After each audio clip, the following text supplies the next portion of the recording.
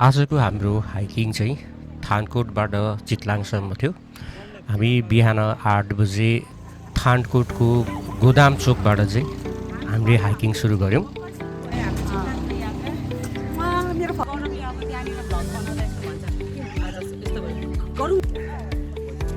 आज शिवरात्रि पर्व भएको कारणले गर्दाखेरि चाहिँ बाटोमा बच्चाहरूले चाहिँ यसरी डोरी टागेर पैसा मागिरहेको थियो।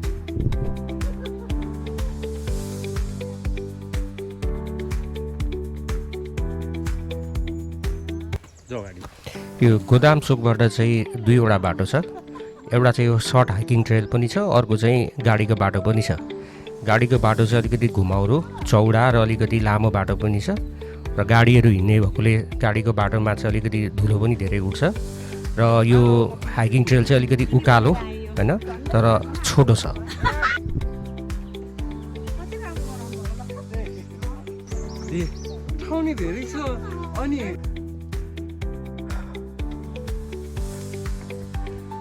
मम्मीले नि खिच्दै हुन्छ क्या?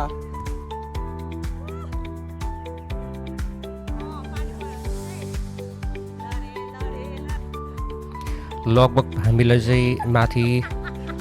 देउरालीमा पुग्नको लागि चाहिँ 2 घन्टा नै समय लाग्छ र बिचबिचमा केही ठाउँमा हामीले चाहिँ चिया खाने ठाउँ पनि यहाँ भेट्छौँ।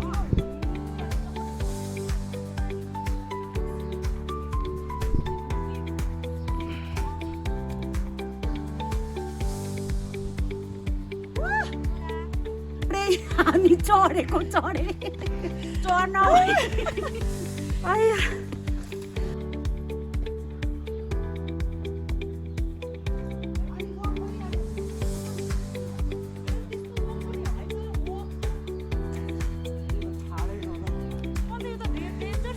अब यो पल्लो हो नि त डाँडा। डोरी चाहियो डोरी।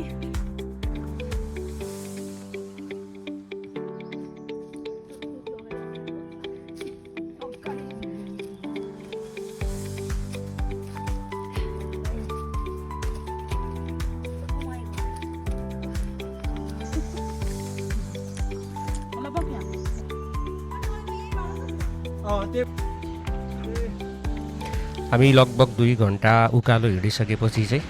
खाना खाने ठाउँ यहाँ देउराली आइपुग्यौँ।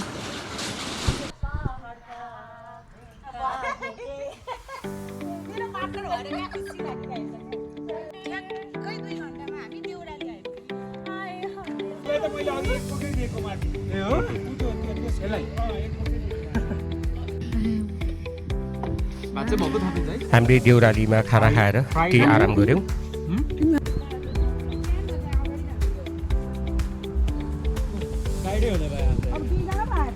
र खाना खाइसकेपछि चाहिँ हामी चितलाङतर्फ ओह्रालो लाग्यौँ। यहाँ देउरालीबाट चाहिँ अब चितलाङ हामीलाई लगभग 45 मिनट हिँड्दाखेरि ओह्रालो हिँड्नुपर्छ र हामीलाई लगभग 45 मिनटमा हामी चितलाङ पुग्छौँ।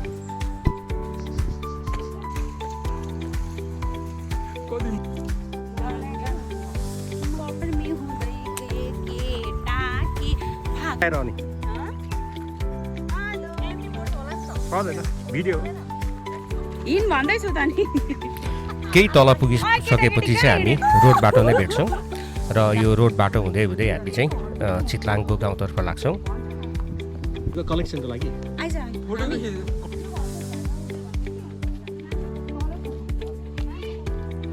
लगभग 45 मिनट हामी ओह्रालो झरिसकेपछि अब चितलाङ गाउँतर्फ हामी लाग्दैछौँ। यहाँ चाहिँ पुरानो ढुङ्गाको मूर्तिहरू र हामी केही बाटोमा ढुङ्गे धाराहरू पनि देख्छौँ। यहाँ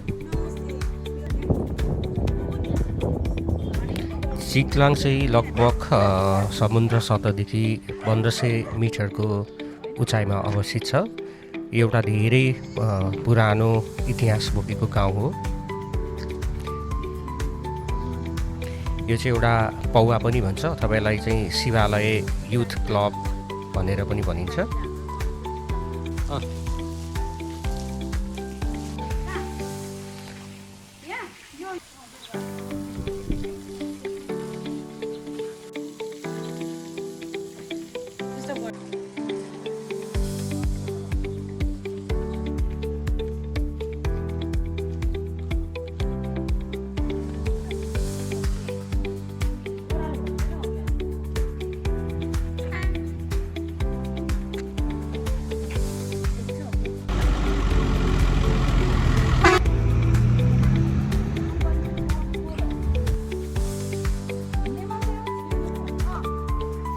गुडे मान्छेलाई मात्रै होइन त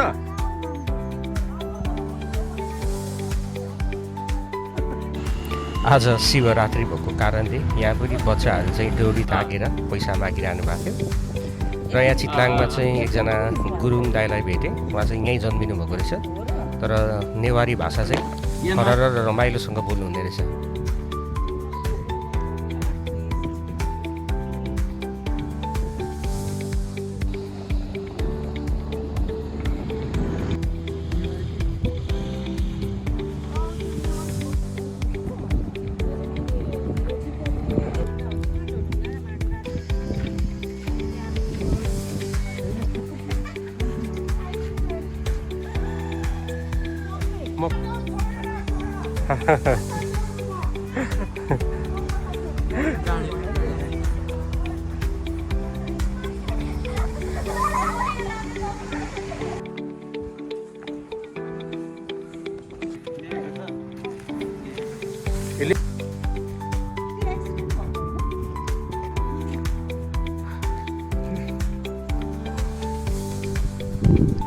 आज चाहिँ हामी यो चितलाङ डालीगुराँस रिजोर्टमा बस्यौँ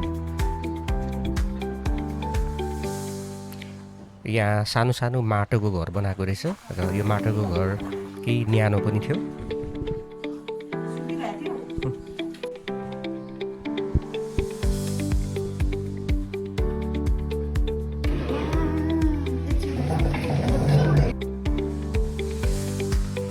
भाइ धरान कस्तो लाग्यो तपाईलाई खाना खाइसकेपछि चाहिँ हामी आगो बालेर खास कारण चाहिँ अनि धरानबाट फर्किनु मन लाग्यो कुक भाइलाई चाहिँ धरान एकदम रमाइलो लागेको रहेछ र उहाँले चाहिँ धरानको बारेमा बताउँदै हुनुहुन्छ हजुर यो एक्जाम्पल केही कस्तो लाग्यो चिन्दै नचिने मान्छेले खाजा खुवाएर गइदिए खाजा खुवाएर मात्रै पनि होइन होला अरू अरू के नि अब त्यहाँको चाहिँ होस् मन अरू मलाई चाहिँ के भनिदिन्छु भने है धरानका मगर गुरुङमा चाहिँ कस्तो रहेछ भने हामी पानी पानीमा खाना खुवाएर पठायो कि त्यो कुखुरा काटेर बाबुहरू कहाँबाट आएर हामी त्यो फलानालाई खाना खुवाएरै पठाएको कि मन काइ हुन्छ अरे भाइको बेस्ट चाहिँ बेबो बेबो नै हो नि म त ल अनि बेबर पहिला को पो थियो अरे तपाईँको बेस्ट सुनिता थियो के सुनितालाई चाहिँ सिधै अनसब्सक्राइब ए यहाँ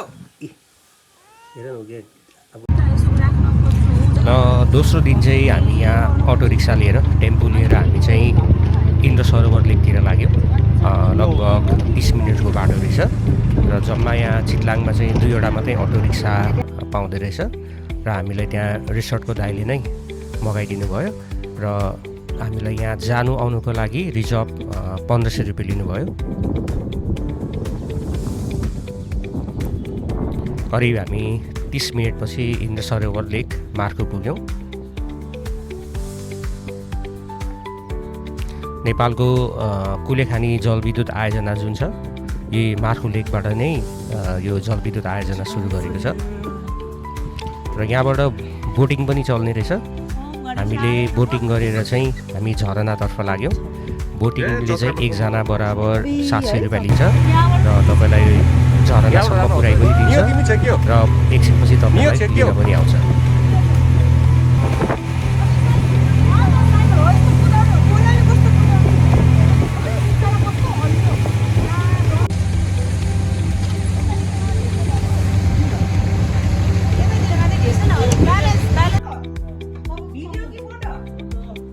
बोटले चाहिँ यहाँ झरना जाने बाटोसम्म हामीलाई छोडिदियो फेरि यहाँबाट लगभग हामी चाहिँ 30 देखि 40 मिनट उकालो हिँडेर हामी झरनातर्फ लाग्दैछौँ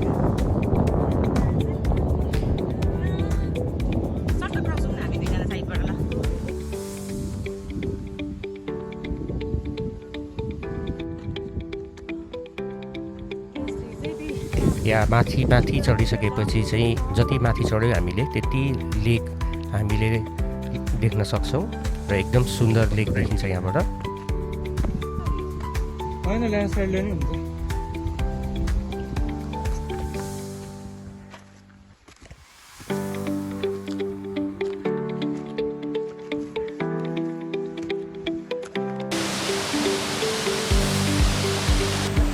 लगभग 30 मिनट हामी उकालो चढिसकेपछि चाहिँ बल्ल हामी यहाँ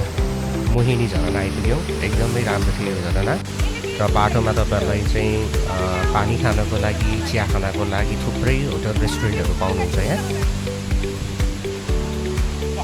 र यो झरनाको पानी पनि लेकमै गएर निस्किन्छ रहेछ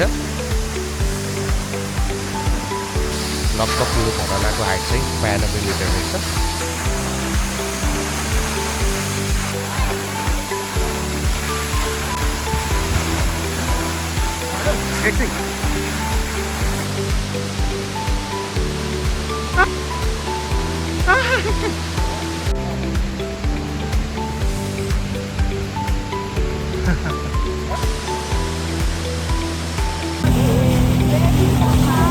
र लेक हेरेर हामी फेरि फर्क्यौँ फर्किँदाखेरि चाहिँ हाम्रो बोट हामीलाई पर्खिरहेको थियो फेरि बोटबाट फर्केर चाहिँ हामी बाटो लेकमा आइपुग्यौँ यसको मुनि के हुन्छ